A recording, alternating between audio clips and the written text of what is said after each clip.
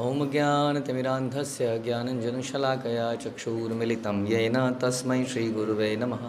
श्रीचैतन्यमनोभीष्टं स्थापितं येन भूतले स्वयं रूपः कदा मह्यं ददाति स्वपदान्तिकं। वन्देऽहं श्रीगुरौ श्रीयुतापदकमलं श्रीगुरून् वैष्णवांश्च श्रीरूपं साग्रजातं सहगण रघुनाथान्वितं तं सजीवं साद्वैतं सावधूतं परिजन सहितं कृष्ण चैतन्य देवं श्रीराधाकृष्ण पादान् सहगण ललिता श्री विशाखान्वितांश्च। हे कृष्ण करुणा सिंधु दीनबंधु जगतपते गोपेश गोपिका कांत राधा कांत नमस्तुते। तप्त कांचन गौरांगी राधे वृंदावनेश्वरी विश्वभानुसुते देवी प्रणमामि हरिप्रिये। वाञ्छाकल्पतरुभ्यश्च कृपा सिन्धुभ्येव च पतितानां पावनेभ्यो वैष्णवेभ्यो नमो नमः। जय श्री कृष्ण चैतन्य प्रभु नित्यानंद श्री अद्वैत गदाधर श्रीवासादि गौर भक्तवृंद। हरे कृष्णा कृष्ण कृष्णा हरे हरे, हरे राम राम राम हरे हरे। नमो विष्णुपादाय कृष्णप्रेष्ठाय भूतले श्रीमते भक्तिवेदांत स्वामिन्निति नामिने। नमस्ते सारस्वते देवे गौरवाणी प्रचारिणे निर्विशेष शून्यवादी पाश्चात्य देशतारिणे। हरे कृष्णा। भगवद्गीता अध्याय 2 श्लोक संख्या 70। आपूर्यमालम अचलम प्रतिष्ठम समुद्रमापः प्रविशन्ति यद्वत् तद्वत्कामाय प्रविशन्ति सर्वे सशांतिम आपनोति न काम कामी। जो पुरुष समुद्र में निरंतर प्रवेश करती रहने वाली नदियों के समान इच्छाओं के निरंतर प्रवाह से विचलित नहीं होता और जो सदैव स्थिर रहता है वही शांति प्राप्त कर सकता है, वह नहीं जो ऐसी इच्छाओं को तुष्ट करने की चेष्टा करता हो। तो स्थिर बुद्धि के बारे में भगवान ने सब कुछ बता ही दिया है। और ये भी बताया कि जो ऐसे आत्म संयमी लोगों के जागने का समय है और आम लोगों के सोने का समय है, वैसे वर्षा। तो भगवान आगे बता रहे हैं कि एक और लक्षण है ऐसे लोगों का जो स्थिर बुद्धि होते हैं, और वो क्या है, उसको तुलना कर रहे हैं किसके साथ? समुद्र के साथ। अब संसार में आप लोग समुद्र के एग्जाम्पल बहुत बार सुनते हैं, नदियों के भी एग्जाम्पल बहुत बार सुनते हैं। तो नदियों को अधिक शक्तिशाली बताया गया या समुद्र को? समुद्र को बताया गया। हर साल कई लोग नदियों से बाढ़ में मर जाते हैं, समुद्र से मरते हैं। टोटल आबादी में ज़्यादातर लोग किससे मरे होंगे? नदी से मरे होंगे। नदी ज़्यादा बवंडर मचाती है हर साल भारत में कौन कौन सी नदियां हैं जिसमें बाढ़ आती है? यमुना से लोग मरते नहीं शायद उतने ज़्यादा। और हाँ, एक नदी है जिसमें बड़ी भयंकर बाढ़ आती है हर साल, कई लोग मरते हैं। ब्रह्मपुत्र, इसमें आती है भयंकर बाढ़।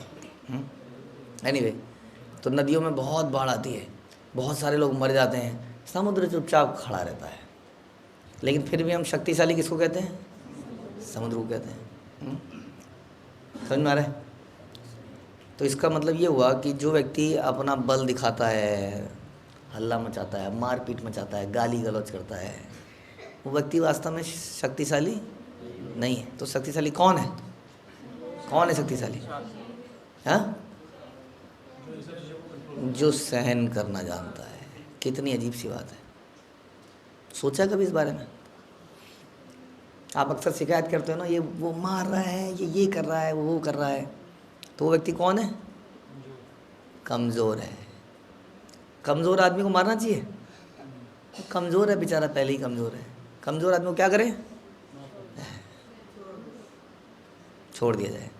तो जो इस प्रकार छोड़ देता है, क्षमा कर देता है, धैर्यवान बना रहता है, स्थिर बना रहता है, उसको हम क्या कहते हैं? वो है बलवान। वास्तव में वो शक्तिशाली व्यक्ति है। समझ में आया? जैसे कि समुद्र, किसके प्रति लोग अधिक आकर्षित होते हैं? ऐसे अटैकिंग एग्रेसिव आदमी के पीछे या धैर्यवान आदमी के पीछे?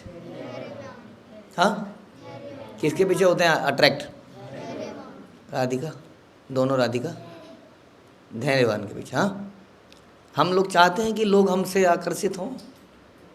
अगर हमारे फॉलोअर ना बने, कम से कम आकर्षित होंगे तो हमसे प्रेम करेंगे, हमारे पास आएंगे, हमसे बात करना चाहेंगे। सब लोग चाहते हैं कि लोग आए हमारे पास। तो कैसे व्यक्ति के पास लोग जाना चाहेंगे? जो धैर्यवान हो। समुद्र नदियों के पास जाता है या नदियाँ समुद्र के पास जाती हैं? क्यों? क्योंकि वो धैर्यवान है। इस नदियाँ ढूंढ, कहाँ मिलेगा समुद्र, कहाँ मिलेगा समुद्र, पूरे जीवन काल में वो समुद्र को ढूंढती रहती है, बड़ी बेचैन होती है। हाँ? और समुद्र में जाके उसको शांति मिलती है। तो बहुत सारे अग्रेसिव लोग हैं संसार में, क्रिकेटर, फिल्म एक्टर, इंडस्ट्रियलिस्ट, बहुत हल्ला मचाते हैं। हाँ हाँ, समुद्र नदियों की तरह इधर टक्कर मार, उधर टक्कर मार। फिर शांति के लिए किसके पास जाते हैं? किसी साधु को ढूंढते हैं। हाँ, हर किसी ने बना रखा है कोई, अब चाहे ढोंगी बनाया हो चाहे सही बनाया हो, लेकिन साधु की ज़रूरत पड़ती है इन लोगों को। क्यों पड़ती है? क्योंकि अशांति है अंदर, ज़बरदस्त अशांति है। फिर किसी साधु को ढूंढते हैं। और कोई क्रिकेटर किसी साधु के पास चला जाए फिर तो पूरी दुनिया पीछे जाती है उसकी। ऐसा हो भी रहा है। तो इस प्रकार से किसी साधु को ढूंढते हैं। और साधु क्यों ढूंढते हैं? क्योंकि उसकी हलचल को वो शांत करता है, अगर वो करता है तो। लेकिन कई साधु क्या करते हैं? थोड़ी सी माचिस और लगा देते हैं, बेटा यहाँ पर फैक्ट्री खोलेगा ना इस जगह पे, और चलेगी तेरी, वो और ज़्यादा रॉकेट की तरह उड़ जाता है उसके बाद। लेकिन फिर भी उसको कहीं ना कहीं किसी ऐसे व्यक्ति की तलाश रहती है, शांति की तलाश रहती है, जिसके बारे में भगवान बता रहे हैं, वो सह शांतिम आपनोति न काम कामी। देखा है आपने ऐसा संसार के अंदर? This so called successful people, they are always looking किसकी? साधु के लिए। हाँ, वो हमेशा ढूंढ रहे हैं। साधु की क्या क्वालिटी है? हाँ, कृष्ण भक्त, निष्काम, अतएव शांत, भुक्ति मुक्ति सिद्धि कामी सकले संत। तो ये शांत होते हैं, ये शांति प्रदान कर सकते हैं। तो ऐसे लोगों की, व्यक्ति की तलाश सबको होती है। इतना होने के बावजूद हम लोग अपने अंदर साधु की क्वालिटीज़ डेवलप नहीं करना चाहते हैं। हम क्या बनना चाहते हैं? हम अग्रेसिव बनना चाहते हैं। हाँ, अग्रेशन दिखाना चाहते हैं और एग्रेसिव बनना चाहते हैं। हम डिबेट्स में, डिस्कशंस में, आगे बढ़ने में हमेशा जीतना चाहते हैं और दूसरे को हराना चाहते हैं। समझ में आया? This is our nature as against a sadhu. तो इससे क्या होगा? हमेशा हमारे अंदर अशांति रहेगी, हम समुद्र की तरह शांत नहीं बनेंगे। अब समुद्र इतना शांत क्यों है? समुद्र इतना शांत क्यों है? क्योंकि वो शक्तिशाली है। तो हमने डिस्कस ही किया उसकी शक्ति का क्या लक्षण है। क्या लक्षण है उसकी शक्ति का? धैर्यवान है। ये शब्दों का जंजाल है, मतलब बताइए। धैर्यवान है, एक तो गहरा बहुत है कि नहीं? गहरा है तो उसके अंदर नदियाँ गिरे जा रही हैं, नदियाँ गिरे जा रही हैं, नदियाँ गिरे जा रही हैं, और वो उनको अपने अंदर समाया जा रहा है, समाया जा रहा है, समाया जा रहा है, समाया जा रहा है। अब हम कैसे समाए हैं इतना कुछ? हमारे तो वी आर लिमिटेड पर्सन। हम कैसे कर पाएंगे? इतना सहन नहीं कर पाएंगे। मैं एक इंसान हूँ, मैं भी तो एक इंसान हूँ, मैं भी तो कभी फट जाऊँगा या जाऊँगी। लेकिन समुद्र फटता नहीं है क्योंकि उसकी बहुत गहराई है। इस प्रकार से हमारी भी गहराई बन सकती है। ये ताकत हमें कौन देता है? ये ताकत हमें भगवान देते हैं। इसलिए हम लोग गुरु के आगे, वैष्णवों के आगे क्या करते हैं? निरंतर उल्टी करते रहते हैं। करते हैं उल्टी, अपने समस्याओं की, अपने प्रॉब्लम्स की, अपने भक्ति से रिलेटेड भौतिक जीवन में ये और वो उल्टी करते रहते हैं। वो क्या करते हैं? वो उस उल्टी को पीते रहते हैं, या उसके अंदर के जो नेगेटिविटी है उसको सक करते रहते हैं, निरंतर सक करते रहते हैं, निरंतर सक करते रहते हैं। जैसे कि किसने किया? शिव जी ने किया। हाँ, उन्होंने वो सारा विष को पीते गए, पीते गए, पीते गए, पीते गए, पीते गए। हाँ, इस प्रकार उन्होंने शक कर लिया, इसलिए वो ऐसे बने। तो इसलिए साधु का क्या लक्षण है? साधु का ये लक्षण है जो समुद्र का लक्षण है। कि वो गहरा होता है, और उसकी गहराई क्या है, उसके अंदर ये जो टॉलरेंस पावर है वो उसकी शक्ति बढ़ाने वाले स्वयं भगवान हैं, और उस शक्ति से वो सक करता जाता है, नेगेटिविटी को करता जाता है। और हर व्यक्ति कहीं ना कहीं उसको थोड़ा सा रंग दिखा देता है कई बार। हाँ, जैसे बंदर दिखाता है ना, बंदर भपकी, हाँ, थोड़ा सा दिखाई देता है। उसके शिष्य भी कई बार उसको भपकी दिखा देते हैं थोड़ी सी। वो उनको भी झेलता रहता है, लेता रहता है, और इस प्रकार वो वास्तव में शक्तिशाली वही है जो इसका टॉलरेंस है। लेकिन जो एकदम से किसी हल्का सा, जैसे हम सुनते थे बचपन में, एक टिन होता ना, टिन पता आपको? टिन एक वस्तु होती है, लोहे की पतली शीट, टिन, वो बड़ी जल्दी गर्म हो जाती है, तुरंत गर्म हो जाती है और थोड़ी देर में ठंडी हो जाती है। तो ऐसा व्यक्ति सही नहीं है। हाँ, जो जरा से बस वेट ही कर रहा था फटने का, हाँ, उसमें जस्ट हल्की सी माचिस कहीं से लगी, उड़ गया एकदम से, फुर बड़ा उस वेटिंग। इसी तरह से ऐसा लगता है कि हम में से अधिकतर लोग बस उस चिंगारी का ही वेट कर रहे थे। बोलो मत, मैं भरा पड़ा हूँ अंदर से, अब भारी पड़ी हूँ मैं अंदर से, बस चिंगारी की ज़रूरत थी हल्की सी, और चिंगारी पड़ते ही तो ऐसा व्यक्ति के बारे में यहाँ बातचीत नहीं करी जा रही है। यहाँ बात कर रहे हैं किसकी? यहाँ बात कर रहे हैं समुद्र जैसे व्यक्ति, आपूर्यमालम अचलम प्रतिष्ठम, जो पुरुष समुद्र में निरंतर प्रवेश करती रहने वाली नदियों के समान इच्छाओं के निरंतर प्रवाह से विचलित नहीं होता। तो निरंतर ये नदियाँ, ये संसारी लोग साधु के पास गिरते जा रहे हैं, साधु इनको अपने अंदर समाता जा रहा है, शांति प्रदान करता जा रहा है। हाँ, ये क्या है हमारे लिए? अगर अपने जीवन में बात करें तो ये हमारे लिए निरंतर प्रवाहित होने वाली डिज़ायर्स निरंतर हमारे अंदर आ रही है। समुद्र के अंदर सारी मछलियाँ हैं, सारे जानवर हैं, हाँ, नदियों का अथाह पानी है। लेकिन हम जब समुद्र को देखते हैं, दिखता है ये सब कुछ? दिखता है आपको?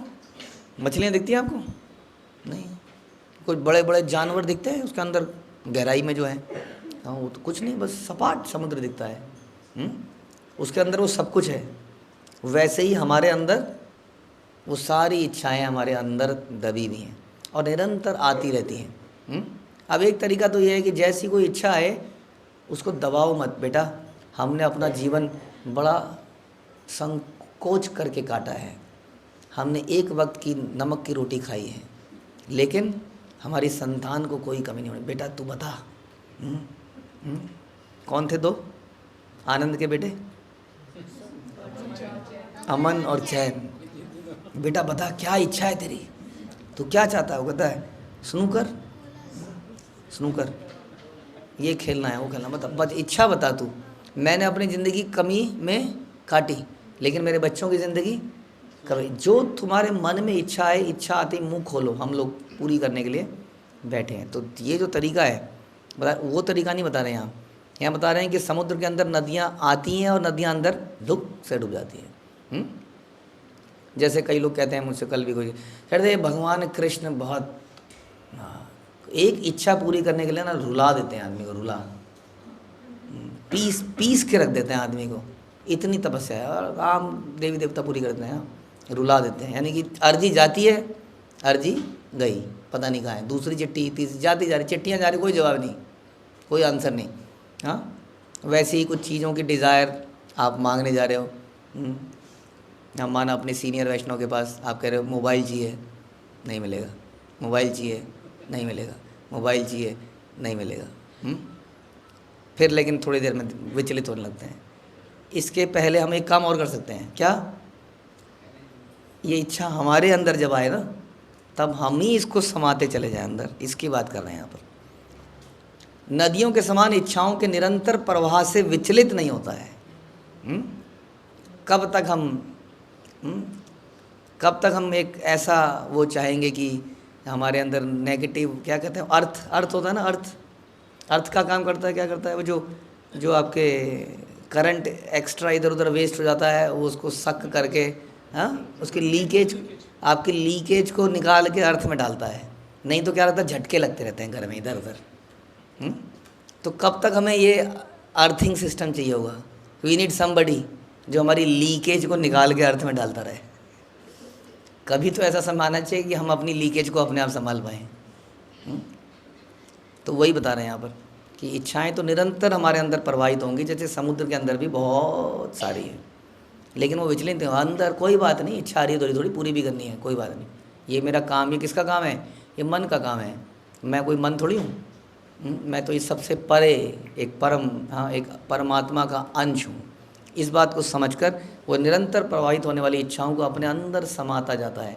हाँ, ऐसा व्यक्ति का जीवन डिप्राइव्ड नहीं लगेगा। मतलब डिप्राइव्ड समझते हैं आप? डिप्राइव्ड मतलब वंचित जीवन वंचित रह गया। इच्छाएं देखते रह गए, बड़ी बड़ी बिल्डिंग, सबकी साइकिलें, काश मेरे पास भी होती, फिर सबकी कारें, फिर सबकी बीवियां, समथिंग, देखता ही रह गया वो। तो वंचित नहीं रह जाएगा उसका जीवन? हाँ, क्या फ़ायदा ऐसे जीवन का? कोई फ़ायदा है? हाँ, दूसरों की जीन्स टी शर्ट ही देखते रह गए, दूसरों के पेन देखते रह गए, दूसरों की बढ़िया sharpener, rubber, eraser, tables, dress, इसकी ड्रेस कितनी बढ़िया है, मेरे पास ड्रेस नहीं है। फिर धीरे धीरे वो बढ़ता चलाता है आगे आगे, जैसे जैसे हम जीवन बढ़ते हैं। तो क्या है जीवन? वंचित जीवन नहीं है। क्या है जीवन, बताइए? हाँ, इसको पाने के लिए जो हम मेहनत करते हैं वो ज़्यादा पेनफुल है। गीता क्या कहती है ये ध्यान रखिए, अगर आपको जीवन ठीक से जीना है। नहीं तो आप जो मर्जी कीजिए। यहाँ पे लिखा है कि जो व्यक्ति इन इच्छाओं की पूर्ति करने की चेष्टा करता है, हाँ, उसको कभी शांति प्राप्त नहीं होती। ये लिखा है इसमें। हाँ, लिखा है कि शांति किसको मिलती है? जो इन इच्छाओं को, जो सदैव स्थिर रहता है, इच्छाओं की पूर्ति करने की चेष्टा नहीं करता। यहाँ बता रहे हैं कि उस व्यक्ति को नकाम कामी, जो अपनी इच्छाओं को तुष्ट करने के लिए निरंतर प्रयत्नशील रहता है, उस व्यक्ति को कभी सुख शांति नहीं मिलती है। ऐसा कौन बोल रहा है? ऐसा भगवान बोल रहे हैं। आप सोच लीजिए क्या करना है। बहुत सारी इच्छाएं हमारे अंदर हैं, ड्रीम्स अनलिमिटेड है कि नहीं? जैसे ख़ास तौर पे बचपन में बहुत ड्रीम्स देखते हैं हम लोग, हम बड़े होंगे तो हम ये कर देंगे, हम वो कर देंगे, हम ये कर देंगे, हम वो कर देंगे। करना क्या है? करना क्या है? हाँ, क्या करना है? भक्ति मतलब क्या होता है? भक्ति की शक्ति, सुख शांति, ये वाली भक्ति मतलब क्या? हाँ, ये सिंपल शब्दों में अपने गुरु परंपरा के आदेशों पे, उनके चरणों में पड़े रहना है। क्या? कब? बड़ा होने के बाद। बड़ा होने के बाद भी यही करना है। समझ में आ रहा है? जो ऐसा करेगा उसको क्या मिलेगा? सह शांतिम आपनोति न काम कामी। अब आप सोच लीजिए क्या क्या ड्रीम्स रखे जाने चाहिए हमारे। By the mercy of Krishna whatever we get in our life we will get it, और उसको भगवान की सेवा में लगाएंगे। हाँ, ऐसा नहीं है इसका मतलब कि हम कुछ नहीं करेंगे। कुछ तो कर ही रहे हैं, और उसके बदले में कुछ मिलता भी जाएगा हमको जीवन में अपने पुराने कर्मों के अनुसार, उसको भी सेवा में लगा देंगे। ना कि अपनी इच्छाओं की पूर्ति के लिए बड़े होकर नाम मिलेगा। क्या क्या मिलेगा? नाम, शोहरत, पैसा, हाँ, बहुत कुछ मिलेगा। लेकिन क्या करना है उसका? उससे बड़ी गाड़ी खरीदनी है। हाँ, ये अगर कंठी माला बीच में सोने के इसमें दाने पड़े हों तो कितना बढ़िया रहे, नहीं? यहाँ पर एक सोने का कुंडल हो, गोल ऐसा मोटा सा, सलमान खान टाइप, कितना अच्छा रहे।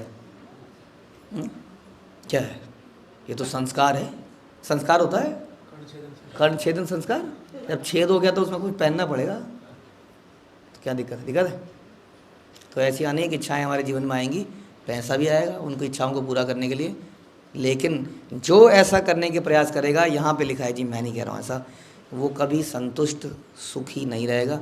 लेकिन जो इन इच्छाओं को अपने अंदर समा लेगा, जैसे समुद्र नदियों के पानी को समा लेता है और अपना जीवन भगवान की सेवा में लगा देगा, वो व्यक्ति हमेशा शांत और सुखी रहेगा। हरे कृष्ण। श्रील प्रभुपाद की जय, भगवद गीता की जय।